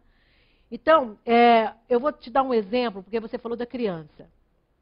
Todos os psicólogos hoje apontam 2 distúrbios que estão acontecendo com as crianças. Um é a chamada hiperatividade. Então, as crianças hoje são hiperativas, né? O tempo todo elas precisam ser estimuladas e elas parecem, né, aquele brinquedinho que você dá corda e depois esquece de desligar. Então, o tempo todo elas estão em atividade. Não são capazes de parar com nada, com um brinquedo, ou terem concentração, às vezes, na escola. E outro é o distúrbio alimentar, que ou gera crianças que comem muito e ficam obesas, ou gera o problema inverso, as crianças têm uma inapetência muito grande e ficam deprimidas. E a depressão infantil ela parece que a gente não está vendo, mas ela ocorre cada vez em uma maior escala. E um dos grandes problemas da depressão infantil é a falta da conectividade com o outro. Então, os psicólogos, por exemplo, falam, olha, uma das melhores coisas que se pode fazer para melhorar esse estado de deprivação da criança é, por exemplo, dar um pequeno animal para a criança. Aquário com peixinho, um cachorrinho, um gato. Tá? Porque quando a criança interage, quando ela se sente responsável por cuidar de uma outra vida, ou quando ela interage com o animal, ela melhora as suas condições. Porque os pais estão ausentes, normalmente a empregada ou a babá da classe média, ela não é nós e nem tem que ser, não poderíamos exigir dela isso, às vezes nem tem a mesma bagagem cultural, nem a mesma linguagem com a criança. Muitas vezes a chamada babá coletiva das creches nem tem o tempo para lidar com as crianças e assim por diante. E a televisão não é a babá eletrônica. Ela é uma caixa de informação e estímulo que tem diferente recepção, dependendo da faixa etária da criança, tá? Mas o que os pais fazem também? Chega a época das férias. Não tem onde deixar o cachorro e o gato. E as pessoas simplesmente abandonam os bichos. Deixa o gato ou o cachorro numa praça pública, deixa na estrada. E aí é impressionante ver como na França, às vezes 5, 6 mil bichos são abandonados na época das férias. Não são as crianças que abandonam os bichos, são os adultos. Então, o que uma criança aprende de um pai que dá um pequeno animal para ela brincar e depois, porque tem que sair de férias e não tem com quem deixar, abandona? Qual é a lição que a gente está passando para essa criança? Entende? Então, eu estou dizendo, numa outra palavra, que nós esquecemos da força do exemplo. Não adianta termos um discurso ecológico, ou simpático à natureza, ou simpático a uma causa social, se nós não tivermos uma prática coerente. Claro que nós não vamos ter uma coerência 100%. Não existe. Eu mesmo, essa semana, estava com vontade de comer cachorro-quente. Eu estava pensando, cara, mas por que eu estou com vontade de comer cachorro-quente? Me vinha um desejo de comer cachorro-quente. E cachorro-quente é daqueles que criança come. Olha que desejo mais insustentável. Mas, não é? A gente não é coerente 100%. Mas o que eu estou dizendo é que a gente tem que dar a força do exemplo. Se a gente não der o exemplo, as crianças elas aprendem conosco. O primeiro ato da criança é o mimetismo. Nós somos seres miméticos, a gente imita uns aos outros. Né? Por isso que quando você vai numa comunidade de baixa renda, numa favela, você verifica que as crianças imitam os traficantes, imitam os meninos envolvidos com o tráfico. Por quê? Porque aqueles meninos são os meninos, né, que aparentam ter poder, que aparentam serem autoconfiantes, que aparentam mandar no pedaço, então eles imitam. Entre aspas, é o herói negativo, mas é o herói. As crianças imitam. Então, por isso, é importante que nós pensemos em como praticar os nossos valores. Eu não digo que eles são só ecológicos, são de muitas naturezas que se somam nesse conceito de sustentabilidade. Eu falei de vários, da solidariedade, da generosidade, da compaixão. Né? O que é a compaixão? A compaixão é você se colocar no lugar dela. Ela me falou dos coletivos, que os coletivos foram abandonados.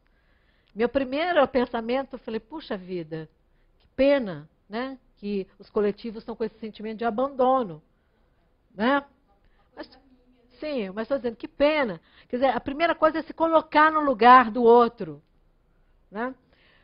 Hoje, os estudos sobre a violência mostram claramente, que esses indivíduos que têm comportamento desviante, que são capazes de cortar alguém com um caco de vidro, que são capazes de assassinar alguém a sangue frio, que são capazes de cometer uma barbaridade, que são indivíduos que não têm, por algum tipo de deficiência orgânica, eles não conseguem sintetizar uma enzima, então eles não conseguem se colocar no seu lugar, eles não conseguem imaginar o sofrimento que ele causa a você.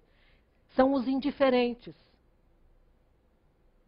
E essa indiferença leva à prática da barbárie. Então, a compaixão é muito importante. Se colocar no lugar do outro e imaginar o que é ser pobre, o que é ser vítima de uma discriminação, o que é ser vítima de uma indiferença, de um abandono, né? Então, esses são valores que a gente tem que praticar para que nós possamos criar adultos que possam ser melhores, que possam melhorar a nossa espécie, né? Mas eu acho que a palestra da semana que vem vai entrar com muito mais ênfase e com muito mais expertise, porque eu não sou especialista em infância, do que eu posso falar com vocês. Eu falo como uma mulher que tem uma longa trajetória, que teve filhos, tenho 2 filhos, né? Um que faleceu há 2 anos atrás, num acidente de automóvel, com 24 anos de idade, e o outro que é a Polícia Federal.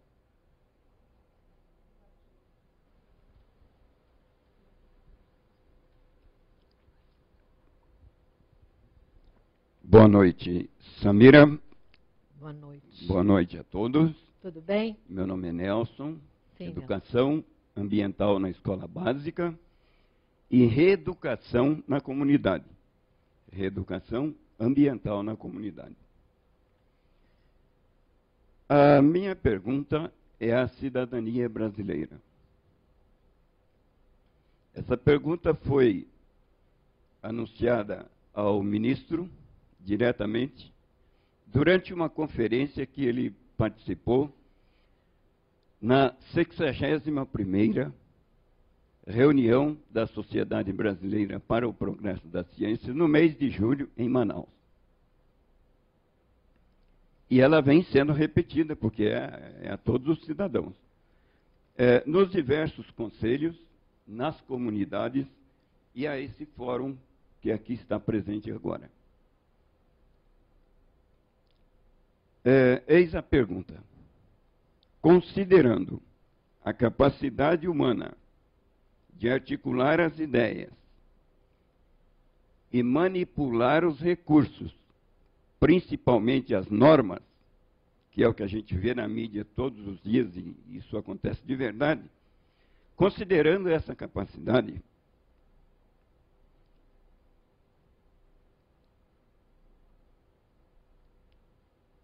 eis a pergunta: como conseguirmos que as concessões na Amazônia não venham a ser um loteamento predatório institucionalizado?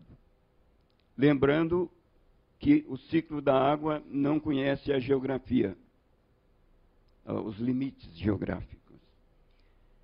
Essa pergunta foi lançada a ele, a todos os cidadãos brasileiros e, nesse momento, à senhora.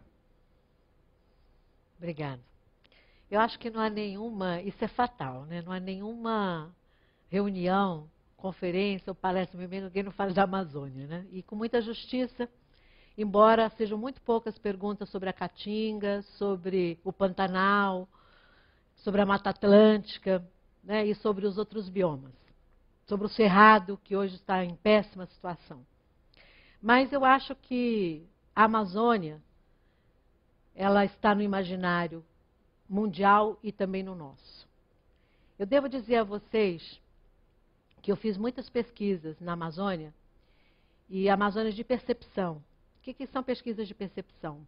Como as pessoas percebem a própria ideia de Amazônia, ou do bioma amazônico, ou da função que a Amazônia tem no mundo ou no Brasil, e sobre qual é a concepção de progresso da Amazônia, né? Que progresso os amazônidas, que é a população que lá vive, desejam, e qual é o progresso que nós, brasileiros, sentados aqui no café filosófico, tomando uma aguinha mineral boa, queremos para os amazônicos. Definitivamente, eu vou dizer para os senhores que a Amazônia, primeiro, não existe uma Amazônia só. Existem várias Amazônias, né? Segundo, que a Amazônia não é só a floresta. Se já fosse, seria muito bom, mas ela é mais do que a floresta, né? A Amazônia é água. Eu, pela primeira vez, quando eu voei sobre a Amazônia, eu tinha 33 anos de idade. E eu fui para esse voo pensando em ver a floresta. E quando eu estava lá em cima, eu vi foi a quantidade de água. E o que me impressionou foi aquela quantidade de água.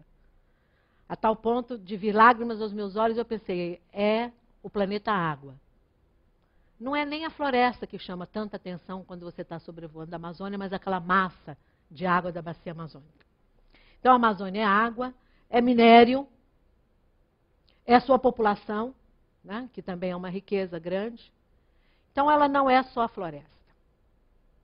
Então, a pergunta de o que é uma cidadania ambiental na Amazônia é uma pergunta complexa.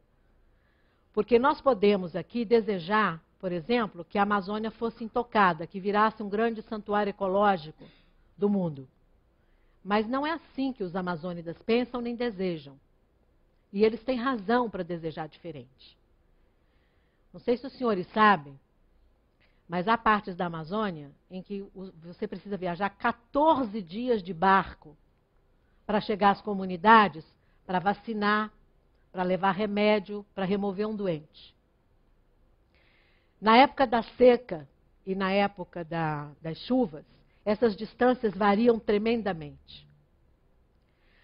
Mais de 60% da Amazônia tem racionamento diário de energia. Com toda aquela massa de água, eles têm racionamento de energia. Eles começam de 6 às 10 da noite, é a hora que eles têm acesso à energia. Por biocombustível ou óleo diesel, que as prefeituras disponibilizam, em estações precárias. Então, para nós é muito fácil aqui, nós que temos acesso pleno à energia, a transporte, não querer que tenha estrada na Amazônia, não desejar que tenha hidroelétrica na Amazônia, mas não é isso que os amazônidas querem. Então, eu acho que a cidadania ambiental na Amazônia é uma cidadania que leva em conta o uso racional daqueles recursos, mas que leva o desejo de progredir e de viver em condições dignas daquela população. E a solução para a Amazônia é um mosaico de soluções. Não é só a floresta em pé.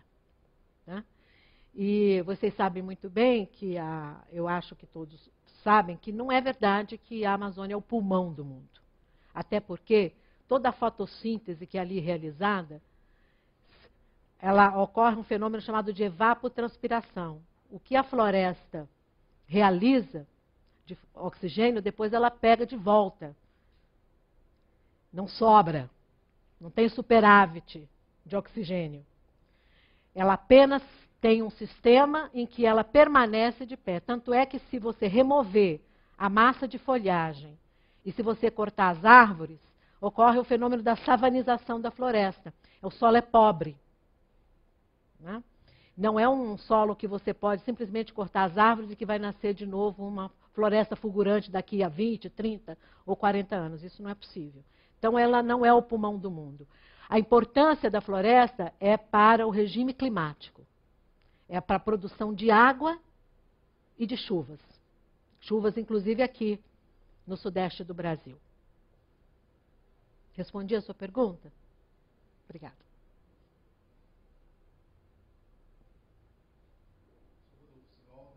Aqui da CPFL. Samira, quero agradecer mais uma vez por poder escutar você. Sempre bom, instigante, como você mesmo fala. E eu queria discutir um pouquinho mais, queria ver mais o ponto de vista sobre o nosso modelo de desenvolvimento. Né? No mundo todo, o modelo de desenvolvimento ele sempre foi muito calçado em cima do consumo, de aumento de consumo. Até nessa recente crise, a grande preocupação dos governos foi em estimular o consumo e perpetuá-lo. Hoje a gente vê a maioria das nossas crianças, nossos adolescentes, ávidos pelo consumo. E o consumo por si só é o que tem trazido para nós um planeta um pouco mais insustentável, com maior demanda de matéria-prima, maior demanda de produtos industrializados, e isso nos torna insustentáveis. Como que esse tema ele é abordado pelo Ministério do Meio Ambiente, que está demonstrando práticas sustentáveis dentro de edificações, dentro de suas práticas? Como que ele consegue disseminar isso daí para o resto do governo e para as prefeituras, para os governos estaduais? Como que existe essa preocupação de não só ser sustentável por ser sustentável, consumindo produtos orgânicos e tudo, mas sim diminuindo os padrões de consumo também? que eu acredito serem um dos maiores problemas para nossa sustentabilidade ser alcançada. Muito boa pergunta, obrigada. E é um dos meus temas favoritos. Eu acho que, primeiro, a gente fala como é que surge a preocupação com o consumo. Porque, como você bem disse, todas as crises econômicas, elas foram, o modelo para resolvê-lo sempre foi aumentar crédito para que as pessoas possam consumir, desonerar certos setores para que eles possam produzir mais barato e, portanto, incentivar o consumo e assim você incentiva a produção, né? E quando se fala agora das chamadas políticas anticíclicas, são justamente as políticas para evitar que você crie, por exemplo, um boom de consumo e aí você também vai criar uma demanda maior que a oferta e você aumenta o preço dos produtos e aí você leva uma inflação que aí leva a milhares de outras coisas, né? Então, uma ideia de como que você interfere na economia, mas interfere de um modo que você não cause danos à frente piores do que os do presente. O tema do consumo consciente da produção mais limpa é muito novo na nossa tela, né? Se nós imaginarmos que nós estamos ligando um computador para navegar por coisas novas, ele está muito recentemente na nossa tela. Apenas em 1992, com a Conferência das Nações Unidas no Rio de Janeiro, e com o documento da Agenda 21 Global e da Declaração do Rio, é que o tema da produção mais limpa e do consumo sustentável aparece. Antes disso, não se falava nisso. Na Conferência de Estocolmo, 20 anos antes, a ideia da crise ecológica já existia. Todos os temas da chamada crise ecológica sem precedentes já estavam em Estocolmo. Mas a chamada foi para que os governos criassem suas agências ambientais e que criassem marcos regulatórios para regular o uso dos recursos. Isso foi Estocolmo. 20 anos depois, na Rio 92, a chamada foi, não, nós precisamos envolver o empresariado e envolver os consumidores. Justamente porque se observou no mundo uma escalada, um boom do consumo. E, portanto, maior pressão sobre os recursos naturais. Isso aparece lá. Mudança de padrão de consumo e de produção. Como é que isso se desenrola de 92 para cá? Se desenrolou em dois movimentos. O movimento da ecoeficiência, ou da chamada produção mais limpa, e no movimento do chamado consumo consciente ou consumo responsável, né?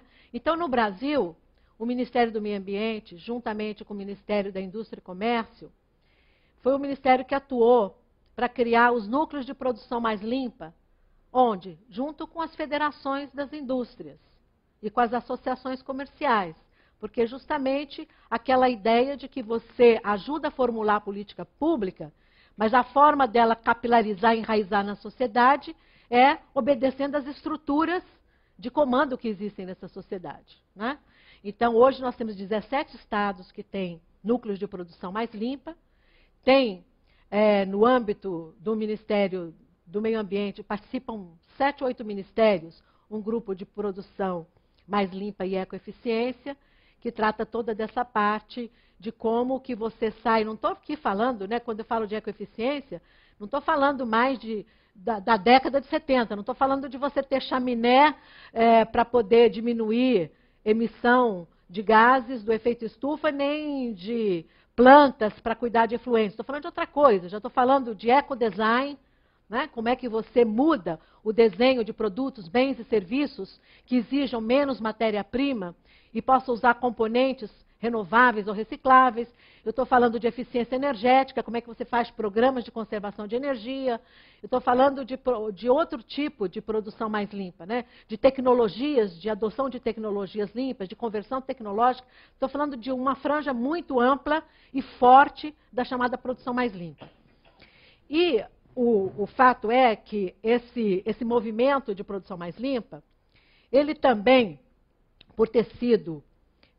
eu acho que houve uma inteligência muito grande, e eu quero fazer aqui uma homenagem às Nações Unidas, que tem sido muito criticada por muita gente, mas que na parte ambiental fez um trabalho civilizatório, eu acho, em termos internacionais com os países membros, porque na questão da mudança de padrão e consumo,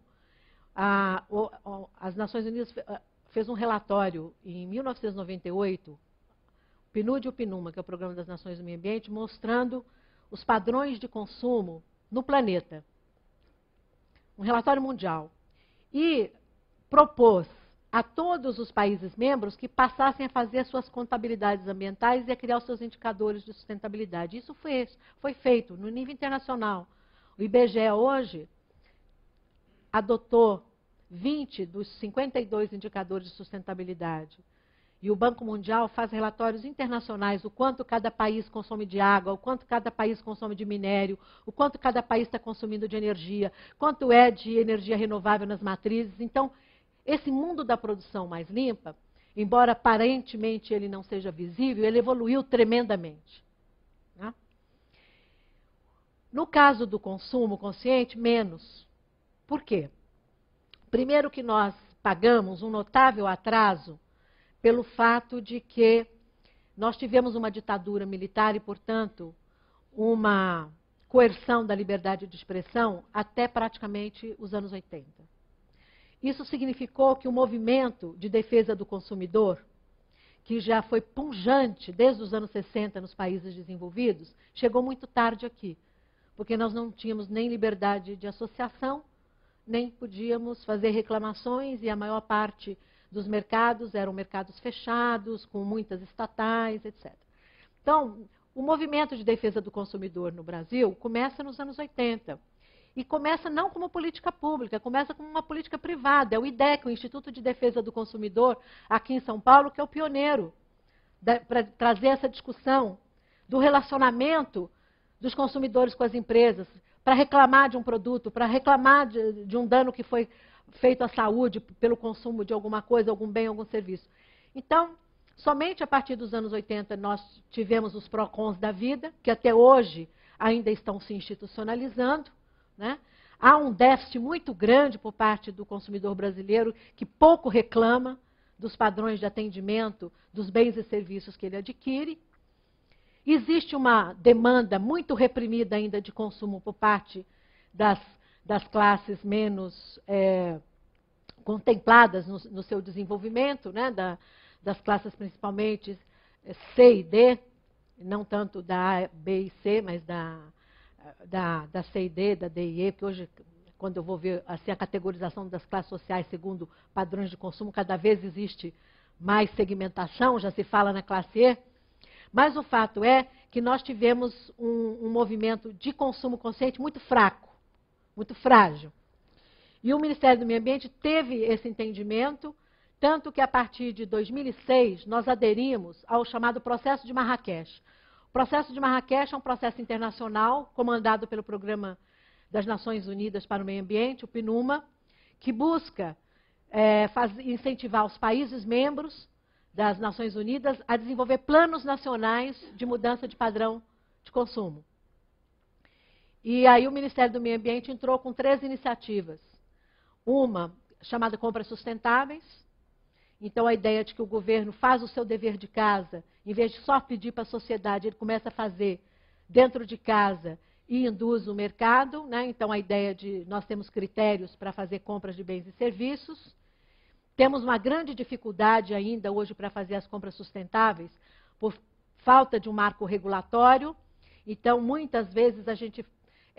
você sabe que as compras do governo federal, elas são feitas hoje por pregão. E aí, quando você coloca muitos critérios de sustentabilidade, depois as empresas que se sentem prejudicadas entram, impugnam e judicializam o pregão, e isso é um enorme prejuízo para toda a sociedade brasileira. Então, a gente está lutando com um marco regulatório ainda, com os procuradores, a AGU, que é a Advocacia Geral da União, o Ministério do Planejamento, tentando fazer com que a gente tenha um marco regulatório mais seguro para as compras sustentáveis. Entramos também com as chamadas campanhas ao consumidor. E aí, em 2008, aí fazendo diretamente.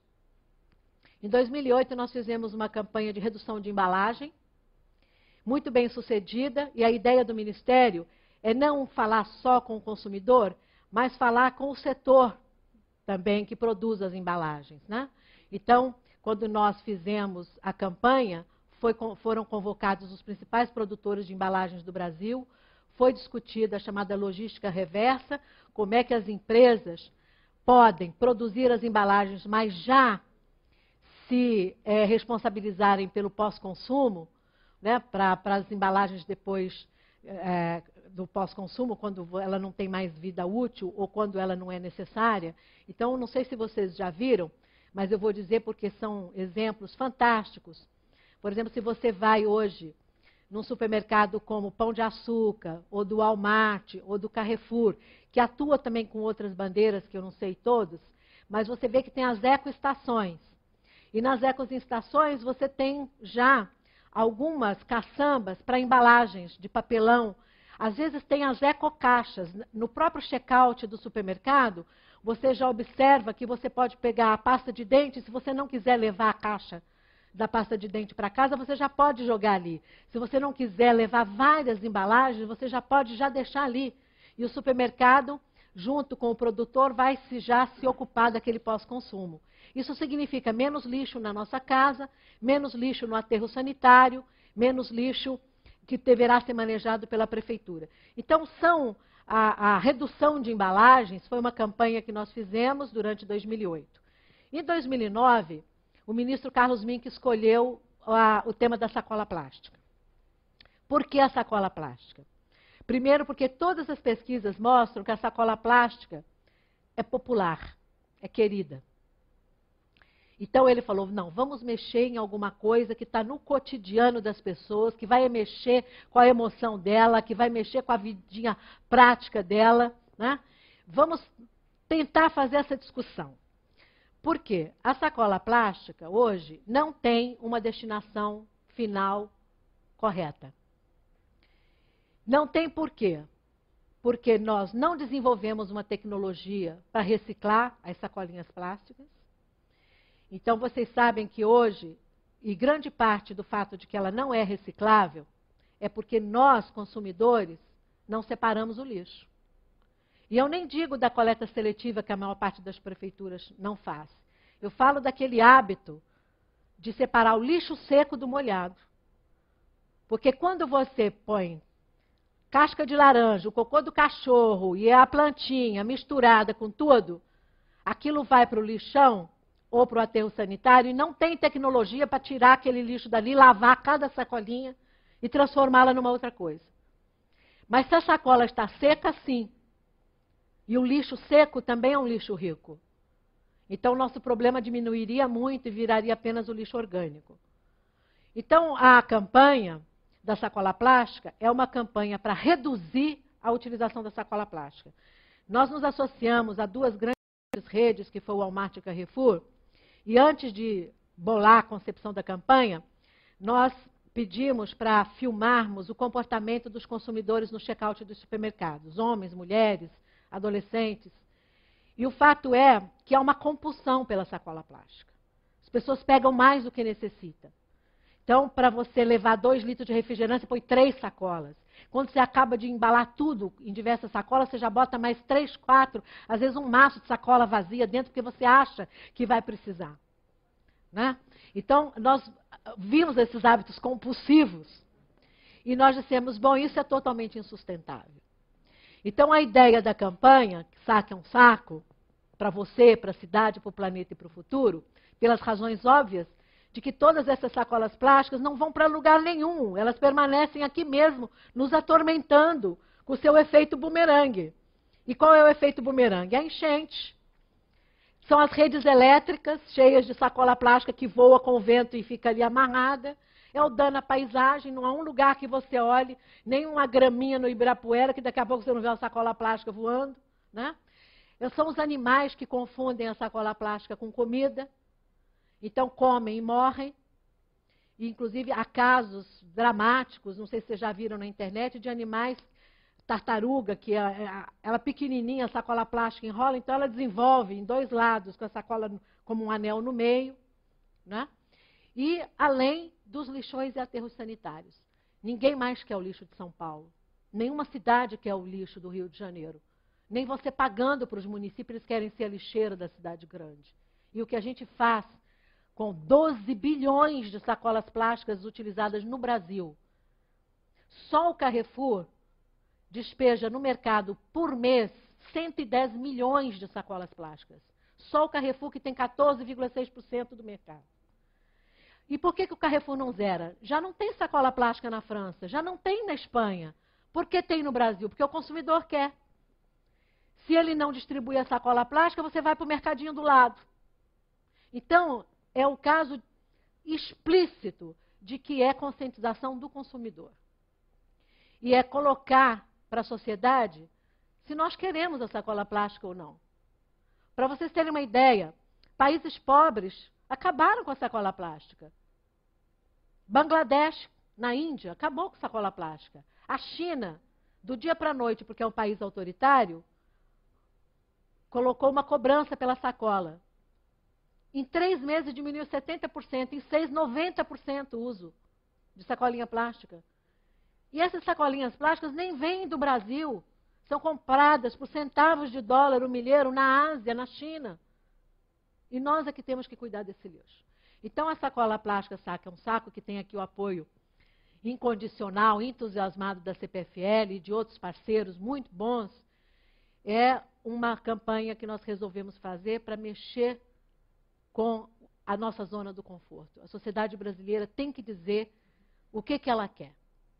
E é evidentemente que o governo tem que fazer a sua parte, e por isso nós pedimos a vocês total apoio para que nós possamos agora, antes mesmo do final do ano, do recesso parlamentar, aprovar a Lei Nacional de Resíduos Sólidos, que é uma lei que está tramitando no Congresso há 16 anos, e está tramitando porque o lobby das empresas que temem a logística reversa é muito forte, mas agora conseguiu-se um acordo, conseguiu-se um consenso, estamos na versão final da lei, já foi entregue para o presidente da Câmara, o Michel Temer, e lá vai ficar estabelecido claramente qual é o papel do poder público, qual é o papel das empresas e qual é o papel do consumidor. E eu digo, meus amigos, não tem solução mágica para sacolinha plástica, não. Passamos agora para a última pergunta da noite. Desculpa se não podemos atender todo mundo, é uma questão de tempo também. Obrigado. Boa noite. Meu nome é Wilson. Onde está você que eu não te localizei? Oi, aqui, oi. Parabéns pela palestra, CPFL, pelo debate. Eu queria aproveitar, já que é a última, fazer duas. Bom, a primeira é a seguinte, eu queria que você comentasse o espaço que vai ter nas eleições presidenciais do ano que vem, os temas ligados ao meio ambiente, e se isso vai ser o que vai talvez decidir a eleição. E a segunda pergunta, eu não sei se você conviveu com a Marina Silva, o que você acha da candidatura dela, o perfil que ela vai trazer ao debate das eleições do ano que vem. Então, vou começar pela ministra, ex-ministra Marina Silva, senadora Marina Silva, né?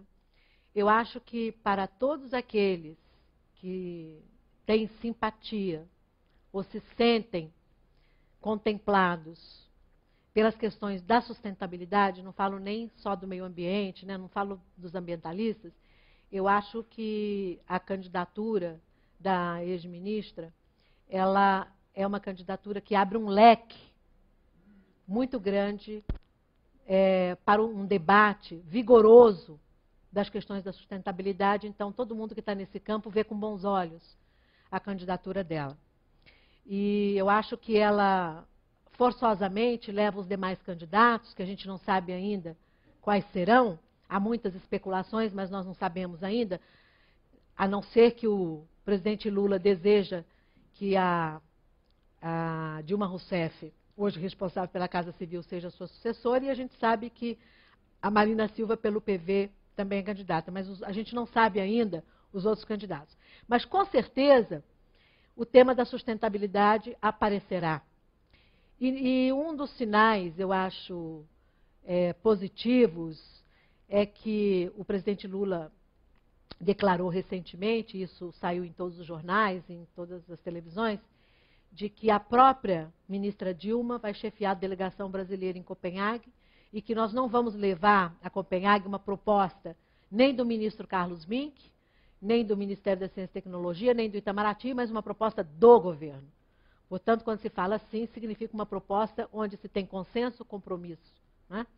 Então, eu acho que o tema da sustentabilidade, ele cresce com a candidatura da ex-ministra, ele abre um leque muito maior do que teria numa candidatura onde o tema da sustentabilidade não tivesse sido pautado com a força com que vai ser.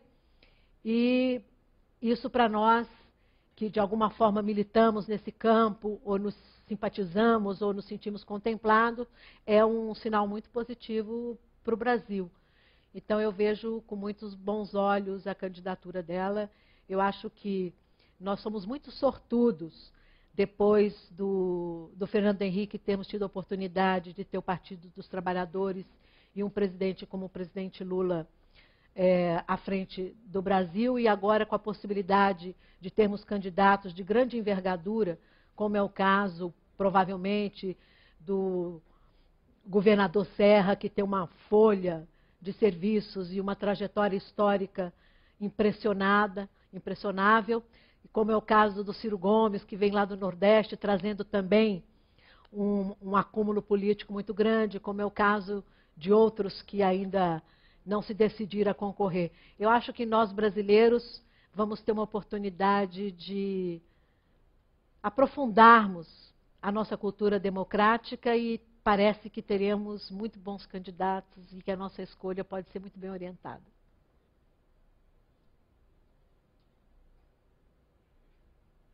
Obrigado, Samira, pela excelente reflexão que trouxe para nós hoje. Nós temos inúmeras outras pessoas que gostariam de falar, né?